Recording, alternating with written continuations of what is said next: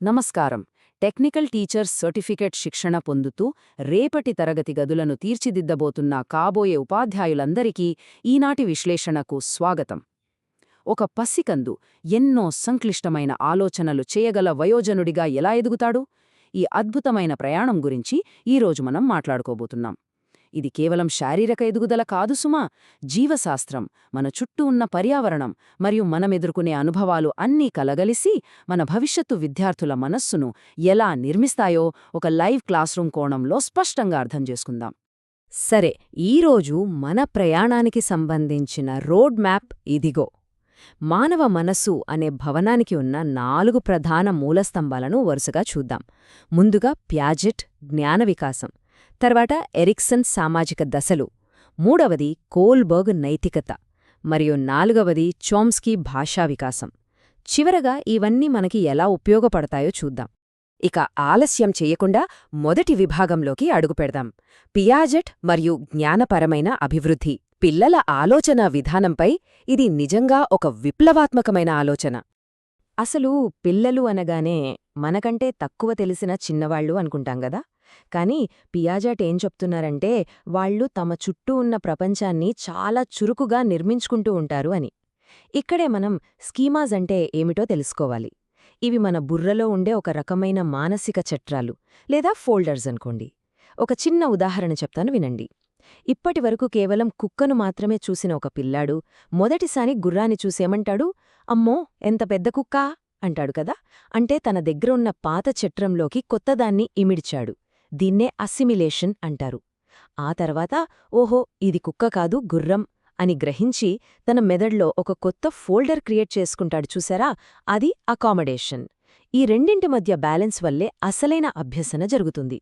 ఉపాధ్యాయులుగా మీరు పిల్లలతో మమేకమైనప్పుడు ఈ దశలను ఖచ్చితంగా గమనిస్తారు. పుట్టుక నుండి 2 ఏళ్ల వరకు ప్రపంచాన్ని చేతులతో, కళ్లతో అనుభూతి చెందే సెన్సోరియోమోటర్ దశ ఉంటుంది. ఆ తర్వాత మెల్లగా కాంక్రీట్ ఆపరేషనల్ దశలో లాజికల్ థింకింగ్ మొదలవుతుంది. ఇక 12 ఏళ్లొచ్చేసరికి అంటే ఫార్ముల్ ఆపరేషనల్ దశలో మన విద్యార్థులు కంటికి కనిపించని ఊహాత్మక, నైరూప్య విషయాలను కూడా అద్భుతంగా విశ్లేషించగలుగుతారు. ఇప్పుడు 2వ మూల స్తంభం దగ్గరకు వద్దాం. ఎరిక్సన్ సిద్ధాంతం మరియు మానసిక సామాజిక దశలు.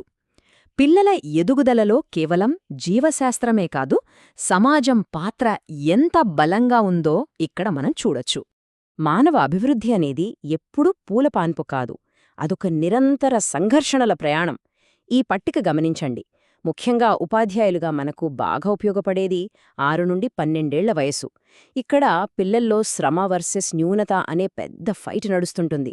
ఇందులో వారు విజయం సాధిస్తే నేను ఏదైనా చేయగలను అనే ఒక సామర్థ్యం వాళ్లలో పెరుగుతుంది. అదే హైస్కూల్ పిల్లల్ని చూస్తే అసలు నేనెవరు అనే గుర్తింపు సంక్షోభంలో ఉంటారు.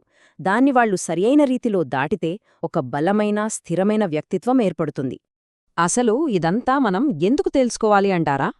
ఎందుకంటే మన తరగతి గది వాతావరణం, వాళ్ల స్నేహితులు, మన సమాజం ఇవన్నీ కలిసే ఆ సంక్షోభాల నుంచి వాళ్లను బయటపడేలా చేస్తాయి.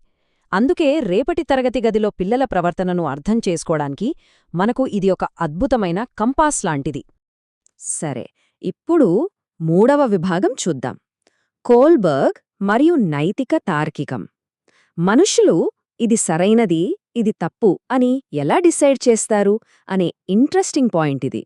కోల్బర్గ్ దీన్ని వివరించడానికి చాలా ఆసక్తికరమైన కథలు వాడారు. అందులో ఫేమస్ అయిన హైన్స్ సందిగ్ధత ఒకటి.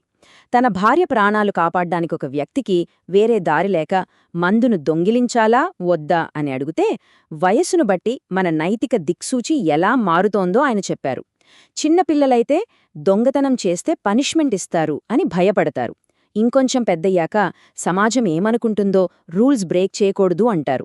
కానీ అత్యున్నతమైన 3వ దశకు చేరుకునేసరికి చట్టం కంటే మనిషి ప్రాణం ముఖ్యమనే సార్వత్రిక మానవ హక్కుల ఆధారంగా ఆలోచిస్తారు. అయితే మనమిక్కడ ఒక ముఖ్యమైన విమర్శన కూడా తటస్థంగా అర్థం చేసుకోవాలి. కోల్బర్గ్ చేసిన రీసెర్చ్ అంతా ఎక్కువగా మగవాళ్లపైనే జరిగిందని క్యారోల్ గిలిగాన్ అనే సైకాలజిస్ట్ పాయింటౌట్ చేశారు. అది కేవలం రూల్స్, న్యాయం అనే కోణాన్ని మాత్రమే చూపిస్తోందని, బంధాలను, రిలేషన్స్ను నిలబెట్టుకునే స్త్రీల సహజ సిద్ధమైన సంరక్షణ కోణాన్ని అది సరిగ్గా కవర్ చేయలేదని ఆమె ఒక వ్యాలిడ్ పాయింట్ లేవనెట్టారు. ఇది కూడా మనం దృష్టిలో ఉంచుకోవాలి. ఇక 4వ మరియు బహుశా అత్యంత ఆశ్చర్యకరమైన విభాగం చామ్స్కీ మరియు భాషా వికాసం. చిన్నపిల్లలు అసలు ఆ గ్రామర్ను అంత త్వరగా ఎలా పట్టేస్తారు అనే సీక్రెట్ ఇక్కడుంది. గతంలో అందరు ఏమనుకునేవారంటే పిల్లలు మనల్ని చూసి కాపీ కొట్టి అనుకరించి భాష నేర్చుకుంటారని. కానీ నోమ్ చామ్స్కీ వచ్చి ఒక బాంబు పేల్చారు. ఆయనేమన్నారంటే పిల్లలు పుట్టుకతోనే ఒక లాంగ్వేజ్ యాక్విజిషన్ డివైస్, అంటే భాషను ఒడిసిపట్టుకునే ఒక సహజమైన జీవ సామర్థ్యంతో పుడతారని. దీన్నే ఆయన సార్వత్రిక వ్యాకరణం అన్నారు. మనింట్లో పిల్లలు వినే మాటలు కొన్నిసార్లు సగమే ఉండొచ్చు, తప్పులుండొచ్చు, కాని వాళ్ల మెదడులో భాష అనేది ఒక అవయవంలా దానంతటదే పెరుగుతుంది. అద్భుతం గదా? అందుకే ప్రపంచంలో ఏ దేశంలోనైనా, ఏ కల్చర్లోనైనా సరే పిల్లలు దాదాపు ఒకే వయసులో, ఒకే పద్ధతిలో వాక్యాలు ఫ్రేమ్ చేయడం స్టార్ట్ చేస్తారు. ఈ టైంలైన్ చూడండి. ఆ మొదటి 5 ఏళ్లలో అసలు మార్పు ఎంత వేగంగా వస్తుందో. ఊరికే శబ్దాలు చేసే దగ్గర్నుంచి ఫస్ట్ వర్డ్స్ పలికి 5 ఏళ్లు వచ్చేసరికి పెద్ద పెద్ద గ్రామర్ రూల్స్ వాడేస్తారు. ఈ వయసులో వాళ్ల మెదడు అక్షరాలా ఒక స్పాంజ్ లాగా పనిచేస్తుంది. అందుకే ఒక లైవ్ ఎక్స్పీరియన్షియల్ క్లాస్ రూంలో పాఠాలు చెప్పే ఉపాధ్యాయులకు ఈ క్రిటికల్ పీరియడ్ గురించి అవగాహన ఉండటం చాలా చాలా అవసరం. సరే, ఇప్పుడు చివరి విభాగానికి వద్దాం. ఈ 4 భిన్నమైన సిద్ధాంతాలను మన తరగతి గదిలో ఎలా వాడాలో ఒకసారి చూద్దాం. ఇప్పటివరకు మనం చూసిన ఈ 4 మేధావుల ఆలోచనలను మనం ఒకే ఫ్రేమ్లో పెట్టి చూస్తే ఒక విషయం క్లియర్ అవుతుంది. మనిషి ఎదుగుదల అనేది ఒక పద్ధతి ప్రకారం దశల వారీగా జరుగుతుంది. అందులో జీవశాస్త్రం, పర్యావరణం రెండింటి పాత్ర 50-50 ఉంటుంది. అయితే ఇందాక మనమనుకున్నట్టుగానే ఇవి అన్ని సంస్కృతులకు 100% ఒకేలా వర్తించకపోవచ్చు అనే విమర్శను కూడా మనం ఒక విద్యావేత్తగా యాక్సెప్ట్ చేయాలి. మరి రేపు మీరొక లైవ్ క్లాస్ రూంలో అడుగుపెట్టినప్పుడు ఇవి ప్రాక్టికల్గా ఎలా అప్లై చేయాలి? పియాజెట్ చెప్పినట్లు పిల్లలకు బోర్డు మీద రాసి అప్పజెప్పడం కాదు, వాళ్లే స్వయంగా విషయాలను డిస్కవర్ చేసేలా టాస్క్లు ఇవ్వాలి. ఎరిక్సన్ చెప్పినట్లు టీనేజ్ పిల్లల ఐడెంటిటీ క్రైసిస్లో వాళ్లకు సపోర్టుగా నిలబడాలి.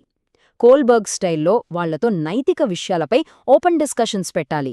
ఇక చామ్స్కీ చెప్పినట్లు తరగతిలో పిల్లలు ఫ్రీగా మాట్లాడుకునే ఒక అద్భుతమైన భాషా వాతావరణాన్ని క్రియేట్ చేయాలి.